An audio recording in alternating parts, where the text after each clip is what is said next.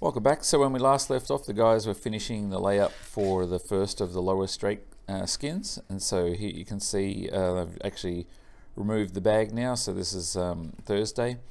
Removed the bag and the peel ply and all the breather fabric and such, and getting ready to release it.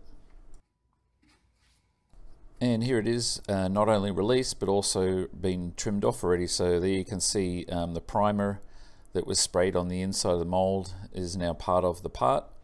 And the flange there on the leading edge that wasn't primed, that was basically masked off, that is just exposed there, so that can just be sanded a little bit for bonding.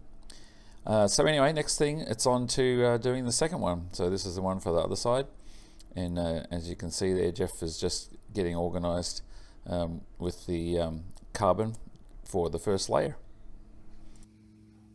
And now they're almost done with the layup, so just in the process of putting the peel ply down, and then obviously after that it will be the perf film that allows the excess resin to sort of bleed through to the breather fabric, which will soak up any excess resin, and then finally the bag will go on after that. So guys are doing really well, and looks like they'll have both of these done for this week, which is really good. And so next week will be on to the upper skins, which should be much faster because they don't have the wheel well involved with them.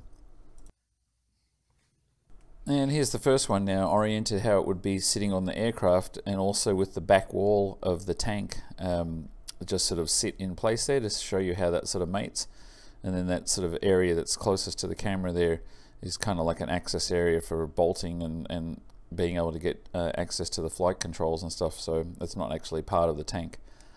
So anyway, that's kind of how that sits. And of course all those Strake tank ribs that we've been laid up last week, those all have various places where they sit, and you'll see that in an upcoming episode how they all mate together. But you can see there how that back wall sort of sits nicely over that part of the wheel well there, and that was designed to sit like that nicely, and then all made up against the fuselage. And it looks like Zach has also been busy here because Keith finished off with us last week. Actually, I thought he was going to be working this week, but no, he finished last week. So anyway, Zach has been busy getting the first of the elevator ones ready for waxing, and I think it looks like he's already waxed that. And here's the guys, Jeff and Devin, are just working on finishing off the layup now for the first one. So obviously the bag and everything was removed from that, and they're putting down the rest of the carbon layers for this one in order to complete it. So that still has to have the carbon layer put over the foam there, the foam core, and then rebagged again, and it will be complete. And meanwhile, back in Australia, I had a chance to take one last hike there with my mum, and we went out to the point that sort of looks back over the beach where the town and everything is. And it was a nice sort of windy day there, but it was nice and warm, and I really enjoyed that. And given that I have a 12:20 p.m. flight today, I had to drive up to Sydney yesterday because it was a 6-hour plus drive.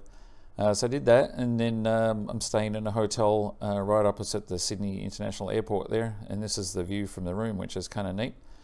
So yeah, I got to get up, or had to get up early this morning and finish off this video for you guys, and it won't be long, and I'll be checking in and getting on the plane. So the next video will be from back in the US, and I hope everybody has enjoyed this extra bit of footage from Australia.